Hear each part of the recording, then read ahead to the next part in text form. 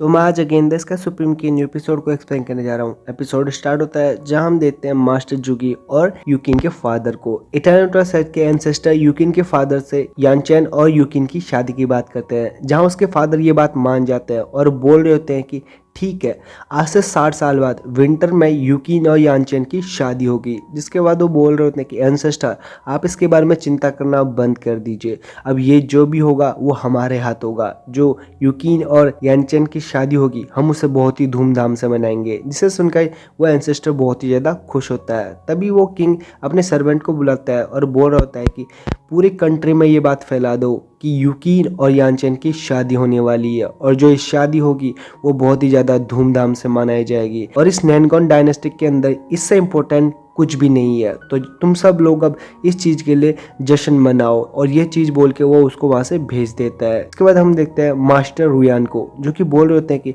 अब इनकी शादी भी अनाउंस हो चुकी है। मुझे लगा नहीं था कि ये इतने ज़्यादा अच्छे होंगे। तभी सीन शिफ्ट होता है और हम देखते हैं तेंगू के मदर फादर को, जहाँ तेंगू और बाकी सब वहाँ से जाने लगते हैं। जब उसकी मदर बोलती है कि तेंगू, तुम सब दोबारा वापस आ सकते हो जब भी तुम फ्री होगे। जिसकी बात सुनकर वो सभी लोग उसको हाँ बोलते हो और वहाँ से चले जाते हैं। तभी हम देखते हैं तेंगू और यूकिन को, जहाँ पर यूकिन उसे बोल रही होती कि मैं तुम्हें बहुत ही ज़्यादा मिस करूँगी। तभी तेंगू बोलता है कि तुम मेरी चिंता मत करो, मैं भी तुम्हें बहुत ही ज़्यादा मिस करूँगा। जैसे मैं अपनी कल्टीवेशन को कंप्लीट कर लूँगा तो मैं तुम्हारे लिए तुम्हारी हार्ट डिजीज़ का पिल बनाऊँगा और जितनी जल्दी हो सके मैं उसको बना के तुम्हारे पास भेज दूँगा। जिसके बाद यूकिन भी उसकी बात मान लेती है और बोलती है ठीक है, मैं तुम्हारे पास ज़रूर आऊँगी।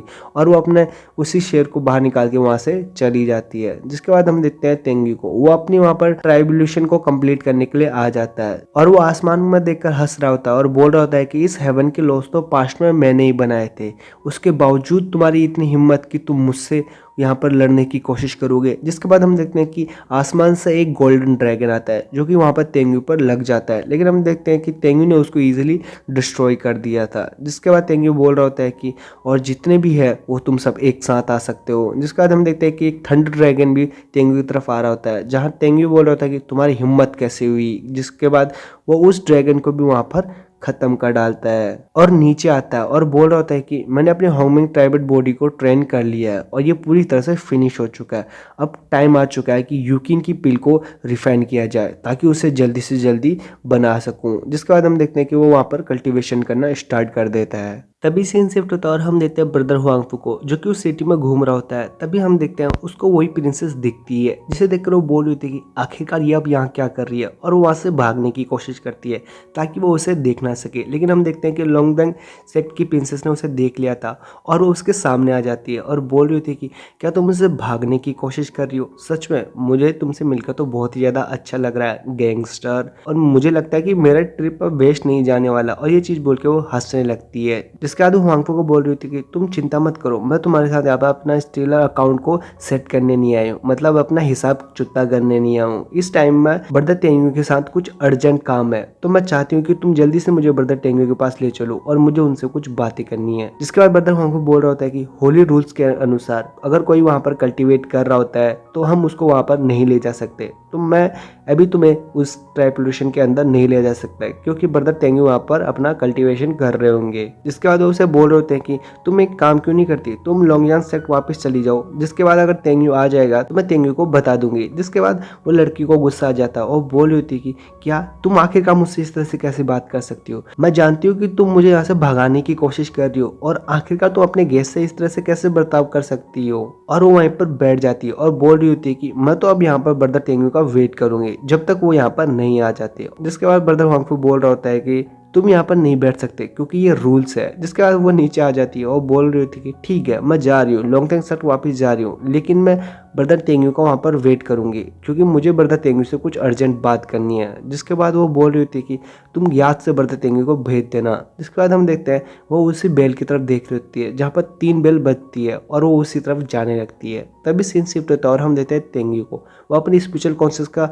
इस्तेमाल करते हुए 10,000 माइल्स की दूरी को भी अब कवर कर सकता है। तभी हम देखते हैं सिम्बा वहां पर आता है और वो बोल रहा होता है कि मास्टर मैं 4th लेवल के अर्ली स्टेज पर प्रमोट हो चुका हूँ, जिससे देखकर तेंगु बहुत ज्यादा खुश होता है और बोल रहा होता है कि फाइनली अब तुम बोलने लग गए हो। तभी हम देखते हैं कि उसे वो बेल साउंड आती है और बोल रहा होता है कि 3 बेल, मतलब मास्टर तेंताई ने मेरिडोस डोजो के अंदर सभी को समन किया है, आखिरकार कुछ क्या इंपॉर्टेंट बात हो सकती है। जिसके बाद वो बोलता है कि सिम्बा तुम वापिस आओ। जिसके बाद सिम्बा वापस आ जाता है और जिसके बाद तेंगु वहां से चला जाता है। तभी सीन शिफ्ट होता है और हम देखते हैं मास्टर तेंताई को। मास्टर तेंताई के आते ही वहां पर सभी लोग उसको ग्रीट करते हैं, जहां मास्टर तेंताई बोल रहे होते हैं कि मेरिटोरियस सेंट गेट को मैंने इस्टेब्लिश कर दिया है, तो आज से मिस बिंग वहां की चीफ होगी और जो उनकी एल्डर सिस्टर होगी वो होगी ग्रैंड एल्डर। जिसे सुनकर वहां पर सभी लोग उसको थैंक यू बोलते हैं, जहां पर मास्टर तेंताई बोलते हैं कि तुम्हें इतना पोलाइट होने की जरूरत नहीं है, और वो बोलते हैं कि मैंने ऑलरेडी यहाँ पर सब कुछ अरेंज कर दिया है, तुम आज से होली गेट को अरेंज करोगी और जितने भी वहां पर डिसाइपल्स होंगे उनको तेंतिलोंग ही कंपनी देगा, मतलब उनको गार्ड करेगा और उनको सिखाएगा। जिसके बाद वो बोल रहे थे कि और तुम होली गेट को वहां पर लीड करना कंटिन्यू करना है। जिसके बाद मास्टर तेंताई तेंगु को आगे बुलाते हैं, जहां तेंगु आगे आ जाता है। मास्टर तेंताई एक बैरियर बनाता है ताकि उनकी बात कोई ना सुन सके। तेंगु उनसे बोल रहा था कि मास्टर आखिरकार क्या हुआ, जहाँ पर मास्टर तेंताई से बोल रहे थे कि तुम्हें तो अच्छे से पता है कि होली गेट के अंदर कितने ज्यादा स्पाई है, आज से तुम उनको किसी तरह से टच नहीं करोगे, ना ही उनको मारोगे। जिसके बाद वो बोल रहे होते हैं कि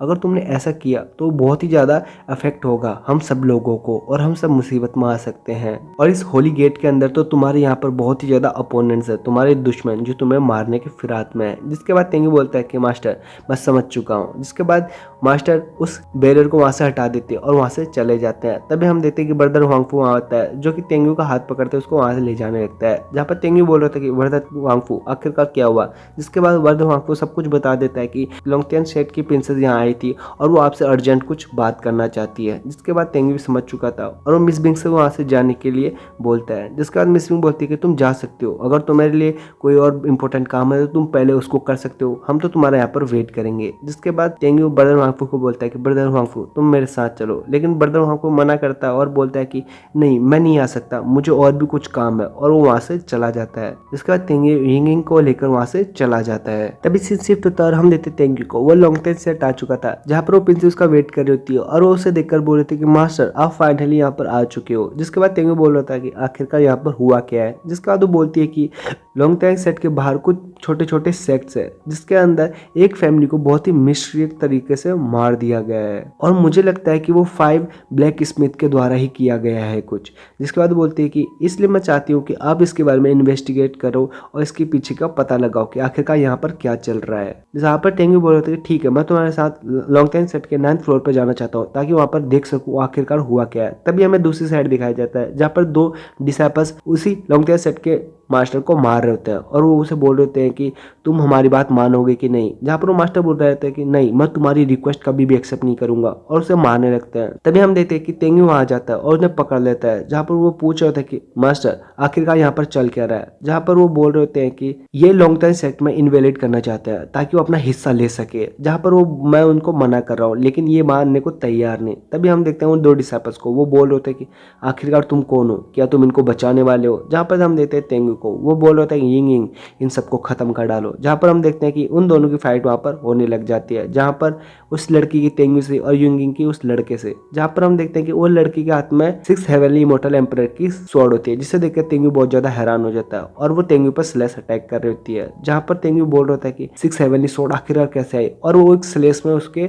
चपेटे में आ जाता है, जिससे वो पीछे की ओर गिर जाता है और बोल रहा था कि आखिरकार ये औरत है कौन जिसके पास डेथ स्वॉर्ड है। जिसके बाद हम देखते हैं उस लेडी को, वो तेंगु के पास आती है और बोल रही थी क्या तुम मेरे एक स्लेश से मारे नहीं की, सच में ये तो बहुत ही ज्यादा इंटरेस्टिंग है। और उसे बोल रही थी कि तुम बस थोड़ा वेट करो मैं तुम्हें खत्म कर डालूंगी। जिसके बाद हम देखते हैं कि उसके साथी को यिंग यिंग मार रही होती है, जहाँ पर उसका साथी बोल रहा था कि प्रिंसेस प्लीज मुझे बचाओ। जिसे देखकर वो लड़की बोल रही थी कि सच में क्या ये मेथड अभी भी इस दुनिया में है। और हम देखते हैं यिंग यिंग ने उस डिसाइपल्स को बहुत ही बुरी तरीके से चोटिल कर दिया था। जिसके बाद यिंग यिंग और तेंगु दोनों उस लड़की पर अटैक कर देते हैं, लेकिन हम देखते हैं कि उस लड़की ने अपने फ्लेम ईगल को बाहर बुला लिया था और बोल रही होती है कि जल्दी से इन दोनों को मार डालो। जिसके बाद हम देते हैं तेंगी को, वो बोल रहे होते कि ठीक है, तुम्हारे लिए तो मेरा मंकी किंग ही काफी हो, और बोल रहा होता है कि मंकी किंग बाहर आओ। जहाँ मंकी किंग बाहर आते ही उस फ्लेम ईगल से फाइट करने लग जाता है। जहाँ मंकी किंग उस फ्लेम ईगल से बहुत ही ज्यादा पावरफुल था और अपने स्टिक से उसको मारने लगता है। जहाँ हम देखते हैं कि उस फ्लेम ईगल की हालत बहुत ही खराब हो जाती है और वो उस लड़की के पीछे आके गिर जाता है और बोल रहा था कि मास्टर, मैं इस बीस्ट को नहीं हरा सकती,